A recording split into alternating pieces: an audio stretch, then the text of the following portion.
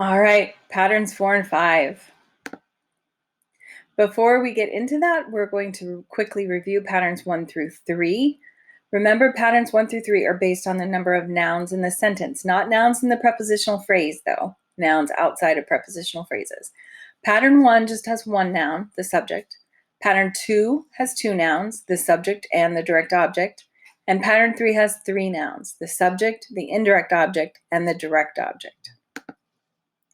The most important part of pattern 1 through 3, though, is that it has action verbs.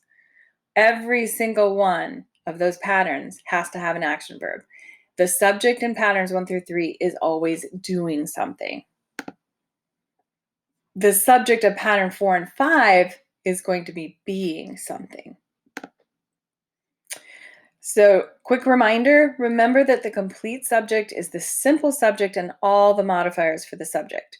So, this side of the line, you would have your simple subject on this line, and then any articles, adjectives, or prepositional phrases that modify the subject, everything on this side would be the complete subject. And then everything else is going to be the complete predicate. So anything that's not in the subject, the complete subject is going to be in the predicate. So pattern 4 and 5 is always going to have a linking verb. A linking verb links or connects the subject to something in the predicate. So there's just a few linking verbs, and you're going to get a list of them to put inside the grammar section of your binder. Linking verbs can be other parts of speech, though, like helping verbs and action verbs mostly, so you must pay attention to what the word is doing in the sentence. So the woman smells the flower. Smells is an action in this sentence. The subject is doing something. She is smelling the flower. She's using her nose to do it. In the next one, the flower smells sweet. The flower is your subject, but the flower doesn't have a nose. The flower isn't smelling anything. It is being sweet. The flower is sweet. So in that case, smells is a linking verb. So the very same word can either be an action verb or a linking verb, depending on what it's doing in the sentence. So figure out these verbs. Are they action verbs? Is the subject doing something in the sentence? Or are they linking verbs? Is the subject being something? So I want you to pause the video and figure out the verb in each sentence. Is it a linking verb or is it an action verb? Pause the video. All right, let's check and see how you did. The girl is nice. So the girl is not doing anything. She is just being nice. So is a linking verb. The man was a nurse. Again, he's not doing anything. He is just being a nurse. So he is or was is a linking verb. The boy talked to me. Talk is an action. So it's an action verb. I remain quiet. What you were saying is I am quiet. I am being quiet. So again, it is a linking verb. That looks dirty. That is not using eyes to look at something. That is dirty. That is being dirty. So again, it's linking dirty to that. I feel sick. Again, there's a connection. I equals sick. I am sick. So feels is a linking verb. I look at my friend. Now you're using eyes and you're doing the action of looking at your friend. So look is an action verb. And the taco tastes spicy. Hopefully you thought about this one. Taco doesn't have a mouth. It can't taste anything. What you're saying is the taco is being spicy. The taco equals spicy. So taste is a linking verb. So how did you do? It takes practice and thinking.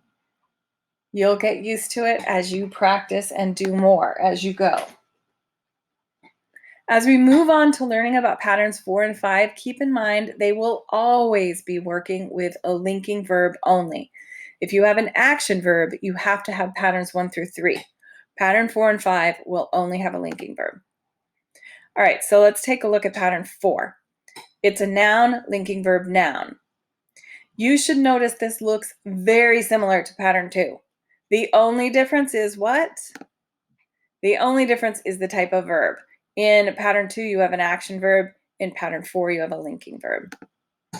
So you got to make sure you don't confuse them. Easy to do if you don't pay attention to the verb. All right, so let's look at an example. In pattern 4, the subject of the second noun, called the predicate nominative, or the PN for short, will always be the same person or thing. So my sister is a police officer.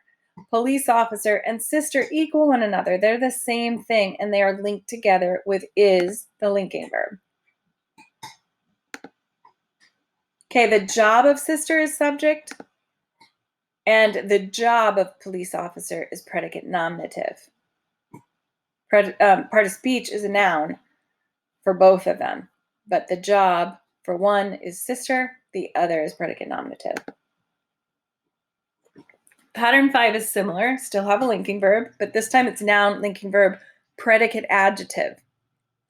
So a predicate adjective just means an adjective that is in the predicate instead of right next to the noun, which is where we're used to seeing them.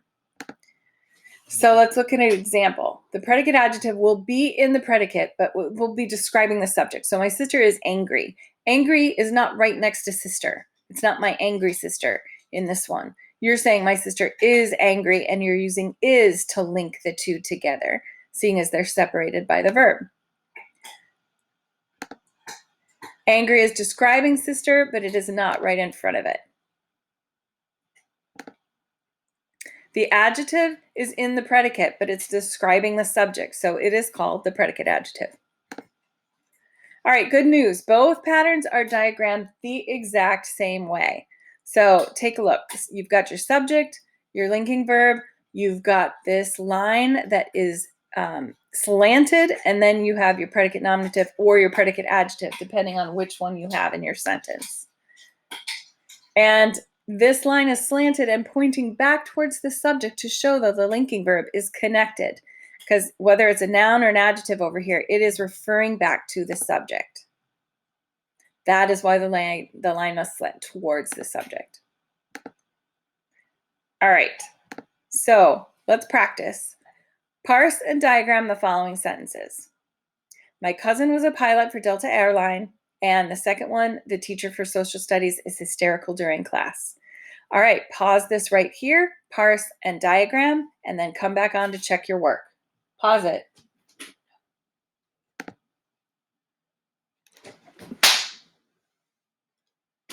Okay, my cousin was a pilot for Delta Airline. For Delta Airline is a prepositional phrase. For is a preposition. Delta Airline is proper noun with wings. Okay, my is an adjective. Cousin is a noun. Was is your linking verb. An article. Pilot, noun. Okay, take a look at the diagram. Hopefully you got the subject in the subject area. Was is your linking verb. You needed the slanted line to show that pilot and cousin are the same person. And then it's my cousin. Check. Did you remember to capitalize? And then it's a pilot. And which kind of pilot? A pilot for Delta Airline. All right, let's check number 2. In number 2, you had 2 prepositional phrases for social studies during class. Okay, and then the is an article, teacher noun, for preposition. Social studies is working together as a noun with wings. Is your linking verb. Hysterical is your adjective. During preposition, class is a noun. And you'll see that your adjective is describing teacher. It's the teacher that's hysterical, but it's not next to teacher, so it's a predicate adjective. So you had to set up your diagram, your subject, your linking verb, and then your predicate adjective. Check and make sure your line doesn't go all the way through, that it stops right here, and that it is pointing back to your subject to show hysterical is describing teacher.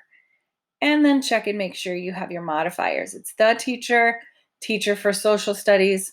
For social studies came right after teacher in the sentence. And then during class is telling you when he or she is. I was talking about Mr. Schneider, so it's a he. And you could say during class, the teacher for social studies is hysterical. Because you can move that prepositional phrase to the beginning, you know it is modifying the verb. All right, I hope you did okay. We are going to be practicing as we go through this unit. So make sure you 3-hole punch your notes and you put them in your binder. See you tomorrow.